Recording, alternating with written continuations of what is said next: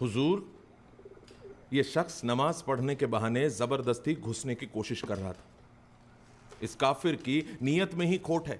Objection my Lord, ये मेरे मुवक्किल पर बेबुनियाद इल्जाम है। इमाम साहब, आप किस बलबूते पर इन पे इल्जाम लगा रहे हैं?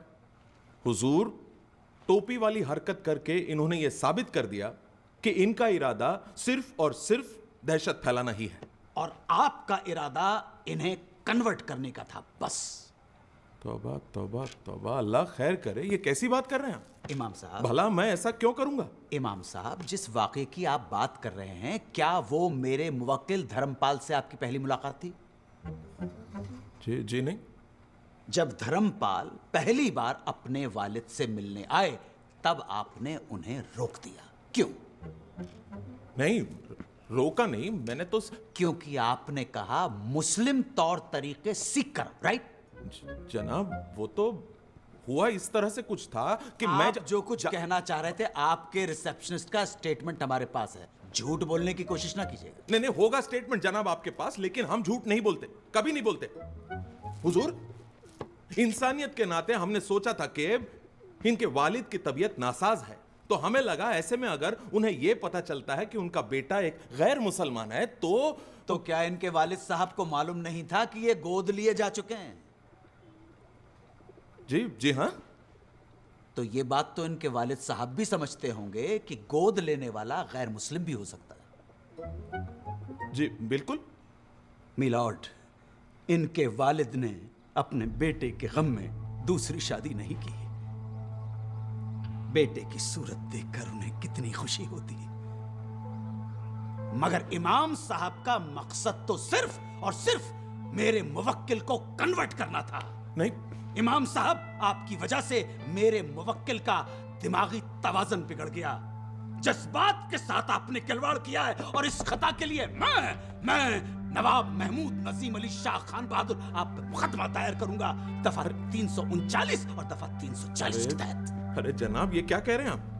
नहीं नहीं, आप जरा ठंडे दिमाग से सोचिए। ऐसा करने की जरूरत नहीं इमाम है। साहब, जिस जगह पे इनके वालिद हैं, क्या वहां गैर मुस्लिम नहीं जा सकते? अरे नहीं हुजूर, ऐसा बिल्कुल भी नहीं है। मैं तो सिर्फ इंसानियत। अल्लाह माफ करे हुजूर। इमाम साहब जी, आप जा सकते हैं। हुजूर। मिलॉर्ड, यही सच्चाई है। हमारे मुवक्किल को मजबूरी हालात में वो टोपी चलानी पड़ी, जिसकी माफी वो मांग चुके हैं। दरअसल इस पूरे हादसे के जिम्मेदार इमाम साहब हैं। अगर इमाम साहब एक बेटे को अपने बाप से मिलने देते तो यह हादसा कभी नहीं होता, वो टोपी कभी नहीं जलाई जाती। मैं कल ही धर्मपाल के वालिद से मिला, उनकी तबीयत बहुत ज्यादा खराब है। मिलॉर्ड, आपकी अदालत का कुछ भी फैसला हो, मगर इस अदालत से भी ऊंची एक अदालत है, खुदा की अदालत। और उस अल्लाह ताला की अदालत में हमारा मुवक्किल बेगुनाह है। That's all, Your Honor.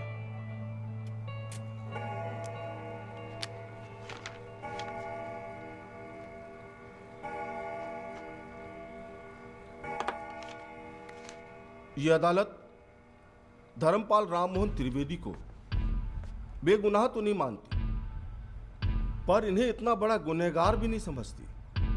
हालात के मद्देनजर इनसे गलती हुई, इसलिए यह अदालत इन्हें ऐसी 100 टोपियां गरीब मुसलमानों में बतौर जुर्माने के बांटने का हुक्म देती है, और इमाम साहब को हुक्म देती है कि धर्मपाल के वालिद को इनसे तुरंत मिलने दिया जाए।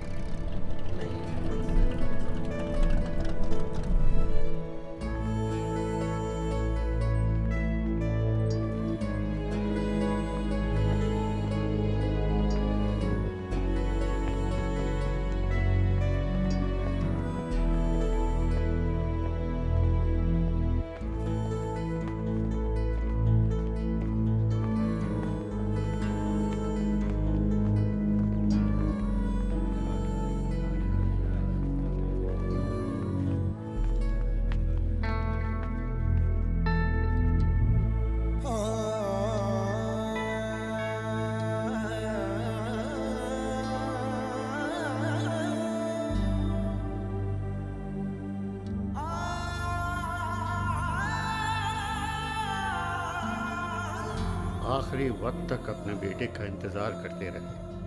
शुक्र है वकील साहब तस्वीर तो दे गए।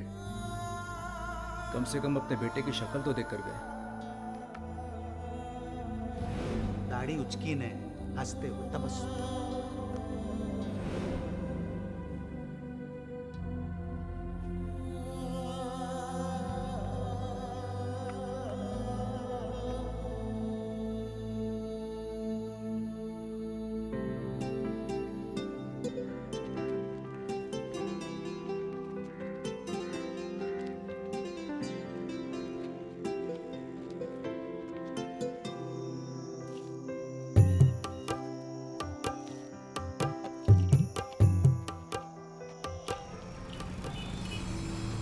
धर्म के रास्ते पे चल के क्या मिला? बीवी चली गई, बच्चे चले गए, बाप भी तो चला गया। पिला तो क्या, दारू? ये नीलानंद को तो मैं साला खत्म कर दूंगा। ये देखा, नुक्ते के साथ बोल रहा हूं, खत्म। उसको मैं नुक्ते के साथ खत्म कर दूंगा। खत्म। गाड़ी साइड पर रोक, रोक रोक रोक।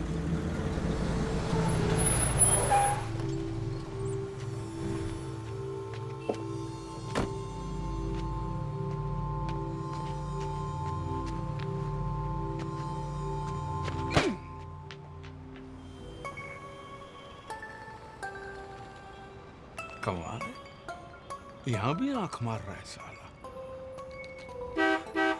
तो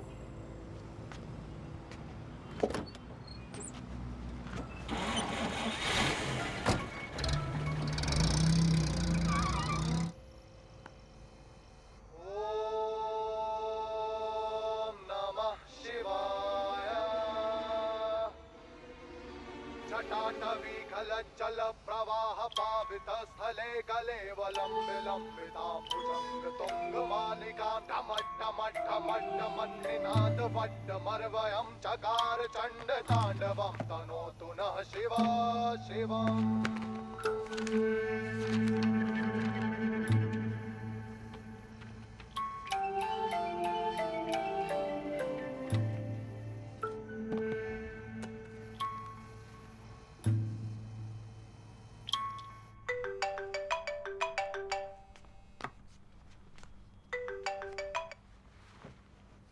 हेलो, हाँ मम्मी फिर से पप्पा। हेलो।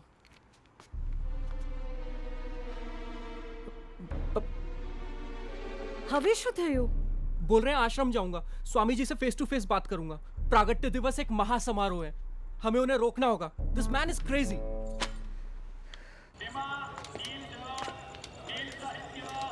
लीलानंद लीलानंद लीलानंद बाबा लीला